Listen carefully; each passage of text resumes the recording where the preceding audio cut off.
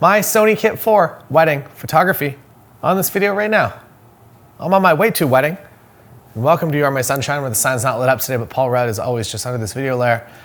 And I'm gonna talk to you about my current setup for Sony cameras. There's some of my key lenses, a lens that I don't use really ever, but I'm gonna talk to you about it, and my lighting. Recording this on what was my main camera body for the entire wedding season. I shot, I'm gonna say 27 weddings with it. Prior to that, I was shooting Canon R6, and I was shooting Canon R6 and the A7IV kind of off and on. So if it was a hybrid wedding day, I would use A7IV. And if it was a photography only or a video only, I'd be using the R6. And because of one of these lenses, I've actually just started to just only use my Sony Kit at most wedding days. So we'll talk about the camera in a moment, the lighting in a moment. Let's first talk about the lens. The Tamron 35-150 f2 to f2.8 is a lens that has been bringing a lot of people to Sony. That they're maybe not coming here for the other lenses we'll talk about, but they are very interested in this Tamron 35-150 as an end-all solution for wedding day coverage. I've done a number of wedding days where I have not changed this lens. My usual wedding day, we'll talk about in a moment, it's a little bit different, but this lens is absolutely a lens that you can use for the entire wedding day, from getting ready coverage to family photos to first looks to the ceremony. It's incredibly powerful for the ceremony. I would say this is the best lens ever made for ceremony coverage. To photos after the ceremony, to candids, also very, very strong for candid photography, and into the reception. If you are using something like the Sony A7IV, high ISO is good enough that you can go up to about 10,000 ISO before I would start to get a little bit nervous. And this lens, as long as you have decent enough ambient light, if you light the scene, you're using off-camera flash, using on-camera flash, it will be no problem. Ambient, you might find limitations in darker ceremonies if it's candlelit, but otherwise this lens just is absolutely incredible. Also, I will let you know now that on Black Friday, starting Black Friday, you're no longer able to get in on the members website at the monthly rate. If you're in on the members website monthly rate, you get to keep it, you can retain that, but you won't be able to sign up as a monthly member starting on Black Friday. You have to sign up for the annual membership. So if you want to get in on the monthly rate, sign up before Black Friday, which is actually coming up soon, surprisingly. Next lens, the 50mm f1.2 G Master. This is the lens, so on a normal wedding day, you could do an entire wedding day on this lens. What I typically do is I will arrive for getting ready photos either on this 50 or a lens that I haven't used enough to consider it to be part of my kit, which is the 35 f1.4 G Master that I'm recording this on.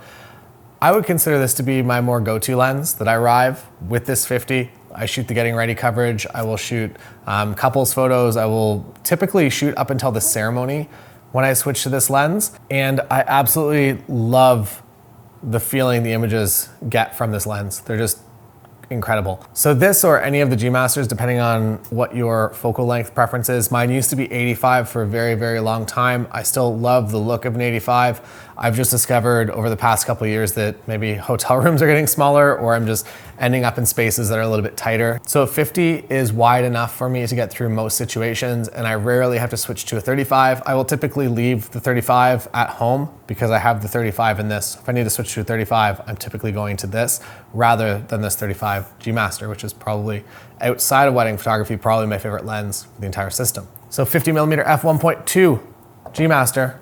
Next up, the 20mm f1.8 G. This is a lens that I jokingly said that I use it for cake cuts only, and Ben Chaish said that it was his party lens. So party floor, dance floor, great lens. Cake cut, also good. Cake cut is because I don't know what the deal is. Every time I have to do a cake cut, I'm always like jammed into a corner, or there's like 25 people all gathered around trying to get the photo. So I go super wide for that. It's also nice to have a wider lens, or I guess it's not super wide, it's middle-ish wide, 20mm.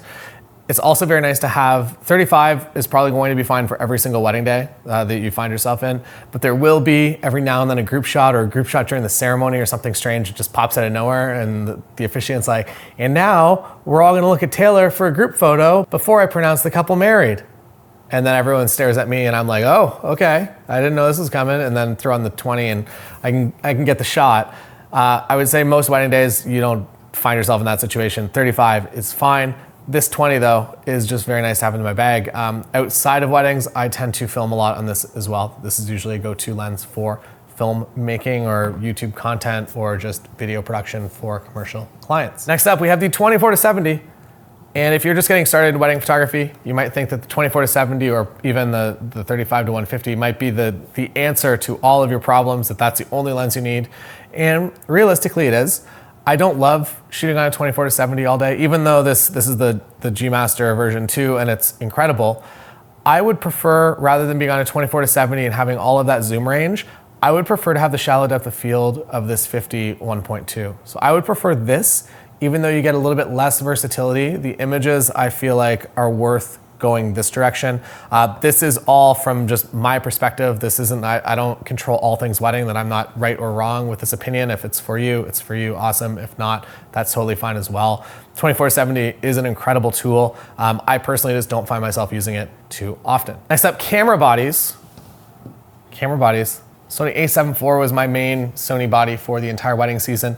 Now, next year, it's looking like it's going to be this Sony A7RV. And I say that for a number of reasons. The screen has been a significant upgrade. They pulled through all the stuff that I liked from the A7IV, which was the two wheels up top. So you have your ISO wheel, shutter speed wheel, and on the front, you have your aperture. You also have, I find it crazy to even say that the autofocus is somehow better in this than it is in the A7IV.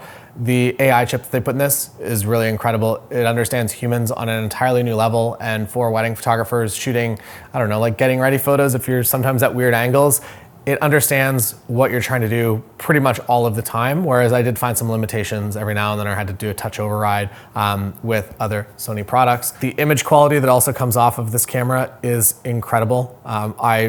You probably also won't notice it in a YouTube video, but if you look at it on a 4K monitor or in a print, you will see the difference. And on a wedding day, I will likely be shooting this primarily on the 26 megapixel option. So you have, I guess, a large, so you get your 60 megapixels, your 26, and then a smaller.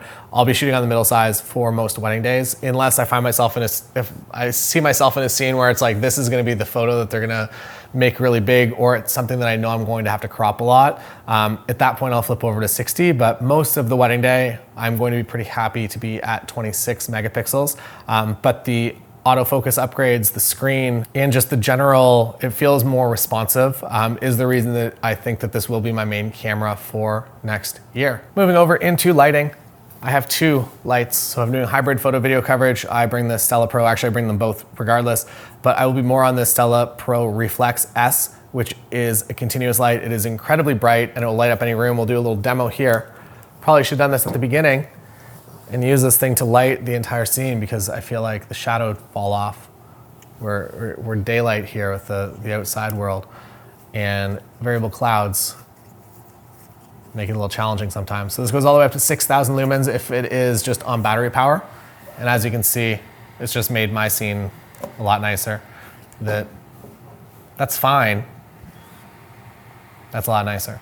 So coming into a getting ready space, you find yourself in a dark area, people are doing hair and makeup, you can just kind of put this in a corner somewhere, bounce this off a wall, and light the scene up and give you good quality of light that will balance with the daylight coming in from outside. Or you can actually use this as a strobe as well. If you go off the battery and you plug into the wall, so if you have a higher wattage wall plug, you're able to actually get more power out of this. I think you get double, you get 12,000 lumens for video continuous. So what that means is that you can go double as bright. So you can take your thing from like, the light's fine, to like, that's a lot better. And I'm always bouncing this off something. I don't use it direct. Direct, it's a little bit too intense. You can also get modifiers, you can get soft boxes, you can get gels, you can get whatever you need for this. The other light I have, I'm sure you know, the Godox V1. And I actually am using the Canon version. I use my flashes on manual mode all the time. So I haven't experienced any issues using the Canon version of this yet. I just had the Canon one available. So I use this manual flash mode and I am very, very happy with it. It's plenty bright, and I will always use this on camera before having to go off camera. And if I have to go off camera, I have an X Pro controller somewhere in my car because I use it so infrequently that it just lives somewhere in the trunk of my car in case I ever need it. And if you are leaving things in the trunk of your car, one, don't leave things that are expensive. That thing's not worth a lot of money. And two, probably don't leave batteries in it either. Carry the batteries in your bag and then plug them in if ever required. That is the kit. Sony Kit for weddings. If you have any questions, comments, concerns, feel free to put them in the comments below. and I will get back to you. And again, Black Friday last day, you can get in on the monthly membership rate. After that, it goes annual. You have to sign up annual only, but if you get in on the monthly, you can keep it forever. It's all access to my courses, my presets, the LUTs, and Book More Weddings 2023. And it will be, usually it's a great course, and I feel like it's realistically helped people make millions of dollars in wedding photography over their careers. I think that this year it's going to be even more powerful and beneficial to you. So I am very, very excited to bring that course to you. So sign up to the members website if you want to get in on that monthly rate. Otherwise, annual after Black Friday. And that's all I have to say today. Thanks for watching. See you again next time. I'm off to the wedding that you've already seen. It's kind of funny sequentially to do it this way. Bye.